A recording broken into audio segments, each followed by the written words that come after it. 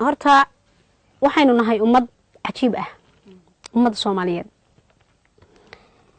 wax loo baahan in lala yaabo oo laga xishoodo kama xishoono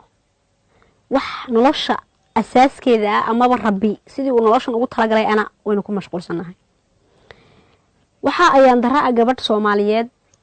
ba waxay calmatay wiil Soomaaliyeed dambi kale ma gelin cidna ma soo xadin waxna ma dilin intaasa fadeexad iyo dib ugu filan waa ayaan daro waalidka gabadhoodii wiil xalaala oo la garanayo oo Soomaaliyeed bay guursatay ku dilayeen iyagana ayaan dar kala haysata maxay waxaynu ognahay maalin kasta waxa banaanada la soo dhigaa oo ayadu cunayaan waxa weeyaanadu cunayaan oo qashimada lagu tuuraya oo baabuurta jiirayaan ilmo yar oo mujo ah oo aan dambi lahayn oo ku dhashay sino marka hooyada qarniga 12aad nool ee hablahan imika aan ugu bixiyo hablaha waqtiga iyo u garnaqay xishood dhashay ee ilaahay intuu asturay wiil gayaankeeda oo Soomaali ah oo ay ku qanacsanto iyadu dooratay rago dhanba kala soo baxday la soo baxday haddana xaganaya horta waa ayaan daro waxana hubaalay inuu ilaahay meel kale ka itixaami doono waa hubaal weeyaan hadii ilaahay nimco ku siiyo oo nimcadaada xijisan garan weydo de waa laga tuuraya waa laga daadinaya mugti tabayba harago kibirka waa lagu kufaay ka halowgaado waxaan dadkan Soomaaliyeed ama bulshadan haysata horta waa kibir iyo aqli xumo iyo diin daro ayuun arrimaha noocaas oo kala keena iyagaana ina dhigay xaaladan aynu hadda ku sugannahay masaakiin la dulmayo baynu ka dhaxalnay bulshada Soomaaliyeed marka waxay kaga qayb qaadan kartaa war wixii xun ka xaragoodo diid wixii wanaagsan ee ilaahay xaakimka raali ka yahana taa ku mashquulinada in la isguursado waa sharaf inuu qof doontaana waa sharaf inkastoo jacaylka hadli karno farxii ay joogto haddana qofku hadduu qof soo jeclaaday hal si baa loogu diidi karaa waalidku diin ahaan ay xaq u leeyihiin waalidku haddii uu ka eego qofkani xagga diinta ama dhaqanka kuma dhaqi karo ilmahani ad keensatay kuma dhaqi karo hadduu ku diidayo hadduu diin ku diidayo le qofkan diinta kuma wanaagsana waa wax la garto laakiin qofkan qabiilkeena maaha ama waa reehebel hadda way habli hadii Soomaalida loo diido wiilasha Soomaalida hadii loo diido ma Jabaan iyo Jarmal bay rabaan inay u keenaan dadkani way inaga farsamo badan yihiin Soomaaliya waa dadka ku dhisan tahay la'aantood waxba lama qaban karo waxba ma sameeysan karno afku ma ka noolina moogtahay marka caalamku dadkooda farsamo yaqaanka ah ee hal abuur kale ee wax ku soo kordhiyo nolosha dhinac walba ka kaaba waxa la sii abaal mari baa la siiya inaguna maxaynu la taaganay mana geydaan hablaha iyaga ma guursan kartaan waa aqli xumo halkaynu ahayn inaynu bilada siino inuu soo dhaweysano inay hawshaas lagu mashquulo waa dib marka wuxuu bay noqonaysaa ceelka adiguna qod ana biyaha cabo tacaqliga ma galo ka yeeli maayo qofku Ilaahay baa abuuray marka intaanay kacdo Soomaaliyeednimo imanin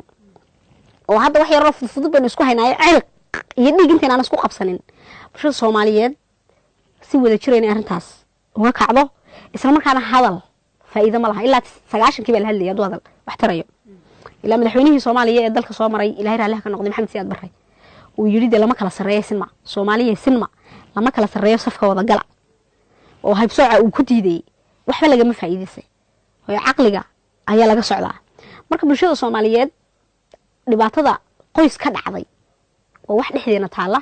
si wada jiro in looga gaashaanto dawladda iyo culimada diinta maanta hadii dhibaato yar ay Falastiin iyo Ciraaq ka dhacdo qaylinaysa bal loo baahan yahay arrimahan kala ka hadlaan dhaqan walbo oo Soomaalida dhexdeeda aan la jeclaysan ama wanaagsaneen waxa la dhahaa qolaas sal oo marka hadii aynu ka raacno ragga ama dumarka guurka markuu yimaado kale ma hooyadii baa leeyahay ayada kaalin ka qaadata arintan inay sii jirto la baabi'in waayo ma dhinaca aabaha ma dhalinyaradii ama bulshadii ma aqoon yahanadii adigu ra'yi ahaantaada xagee baad ku salayn lahayd walaalay horta waxa jirtay hees yar oo tiraahda rag iyo dumarba beerta la wada galo la isma dhaamo marka horta la isma dhaamo labada qof ee iyagu istoortay waa labada qof ee kaliya iyagu xayndaabka ka gudba marka waa hadba kugu horeey ama kugu dambeey hadduu inanku yahay kuwa la hayb soocayo oo uu gabadh kala jeclaado isagu wixii iska iloobay sidoo kale hadii ay gabadhu tahay qof la hayb soocay oo qoladii kale ay jeclaatayna iyaduna way iska ilowdaa horta labada qof ee macaashiqiinta mar walba israbaa iyagoo inooma xisaabsana waxa noloshu ay ka socon laadahay waa bulshada Soomaaliyeed weeyaan marka laga soo tago bulshadana waa qoyska hadee dagaalkii maalinkii dhaweyd looma kala harin rag iyo dumar baa dilka geystay. marka waxa weeyaan waa un xanuun cudur weeyaan qalbiyadeena ku abuuran. cudurkaas waa lagu kala badan yahay. marka dumarka Soomaaliyeed waxa lagu yaqaanay inay ahaadaan dad nabadda dhaliya oo ragga wanaaga ku guubaabiya. haddana noloshii si kale ayay u dhigan tahay. marka waa tii Soomaalidu oran jirtay dumarka dagaalka shidaan weligii ma damo. marka waxaan is leeyahay anigu aragtida noocaas oo kale markii arrimaha guurka ay tahay dumarku ha ugu hadal bataan, balse waa laba gacmood sida tan oo kale dhacday. hadda waa la isku dhameystiray raggii iyo dumarkiiba qoyskaasi ninka way isugu tageen. marka ma hadda cid gaar ah kuma sheegi karno, bulshada ayaa guud ahaan gacan ku siisa, gaar ahaan qoyskii marka arrintaas ay dhex taalo. waxa marka la ceeb ah waxay gaaladu fahmeen inaynu inagu fahmi weyno. dadkeena intaynu inagu yeesnay ama aynu riixnay inay gaaladu qaadato waa ayaan daro weyn. waxaan xasuustaa markaan jaamacadda Hargeysa dhiganayay bara ka mid ah macallimiinta jaamacadda wax ka dhiga oo Ilaahay naxariistay abwaan Soomaaliyeed oo gaariye la yiraahdo baa wuxuu ka sheekeynayay nin qolyahan la hayb sooca ah baa wuxuu gar ii soo dhigtay oday tix yaro laba erey ka kooban buu yiri anoo u jawaabin buu dhintay buu gaariye inuu jawaabtii soo bixiyay oo dambana ma maqal. marka waxa ka mid ahayd odaygaas wuxuu yiri hadii ay go'do gabadha hadii ay go'do aniga dabiibaye war aniga iyo gaalka ka xiga. hablaha Soomaaliyeed inay niman gaalihi guursanayaan oo ay meel kasta ku dayacan yihiin way dhacday in wiil Soomaaliyeed oo dhalad ah oo muslim ah oo walaalkeed ah guursaday loo dilo oo loo gubo ilaa falka heerka la eega xawayaannimada ah in Soomaaliya dhexdeeda ka dhacday waa wax aad looga tiiraanyoodo. runtii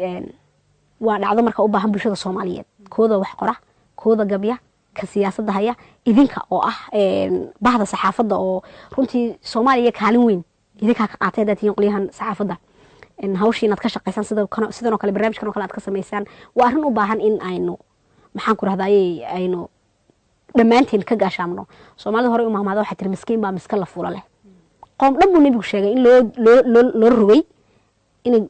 dulmi jireen dadkooda masaakiinta ah. marka qofka itaal daro in lagaga faa'iideysto oo qabiil baa tahay lagu dilo runtii waa wax aad u xun.